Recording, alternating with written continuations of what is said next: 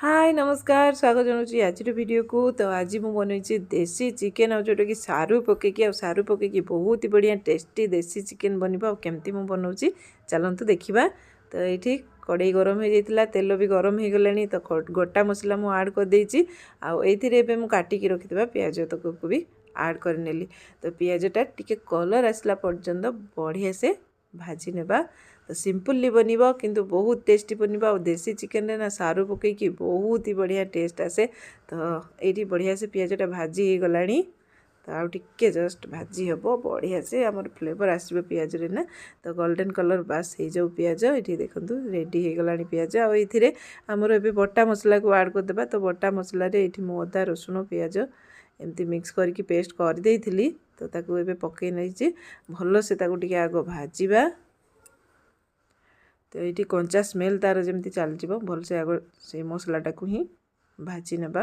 तो एमती बास भाजी हो जाइए मु गुंड मसला आड करदेली चिकेन मसला धनिया गुंड आउ जीरा गुंड लंका गुंड ये सब को मु आड कर देइछि। तो ताको बढ़िया से एबे बढ़िया कषिबा मसला आ मसला जिते बढ़िया कषि हे बढ़िया तो चिकेन बनब।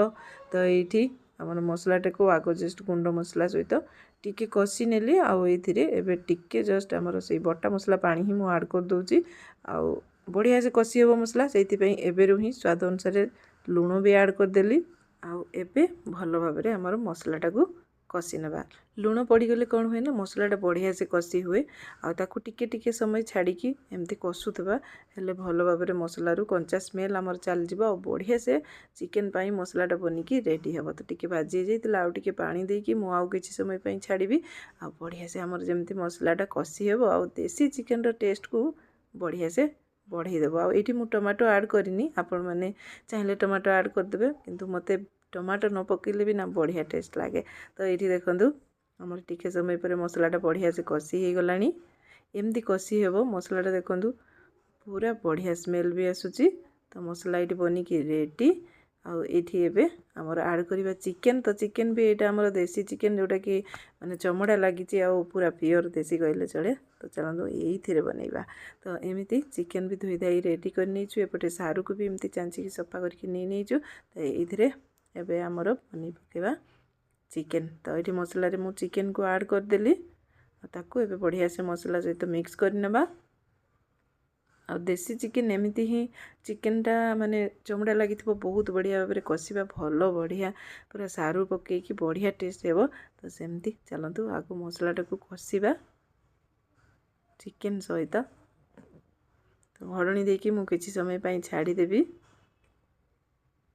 तो ये मु हलदी पकई नी एक्चुअली सब गुंड मसला आड कला बेलू मु हलदी पकईवाई भूल जाइली। तो ये मु हलदी टिके भी आड करके बढ़िया से कषिबा किछि खराब लगे बास मिक्स करवा कषिबा कषिला बेलू मसला सहित बढ़िया से सब किछि कषि हो बढ़िया टेस्ट आसो। तो चिकेन तो कषि आसला किंतु आउ टिके समय पाई मु घड़नी देकी छाड़ीदेली। तो ये देखूँ ता कलर केमती चेंज हो आसला पूरा बहुत बढ़िया कषा बन जाऊँगी।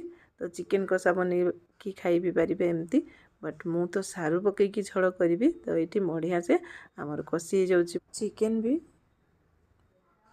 तो ये देखूँ आमर चिकेनटा मसला सहित केते बढ़िया कषि होती आमर सारू को आड करदेबा। तो चिकेनटा टिके हैला परे ही आम सारूटा को आड करवा आ सारूटा आड करके चिकेन सहित टिके समय पाई आगो कषिबा। तो ये बढ़िया भाव में सारू चिकेन आमर मिसेकी मिक्स हो गला मसला सहित चिकेन सहित बहुत बढ़िया देखागला ना।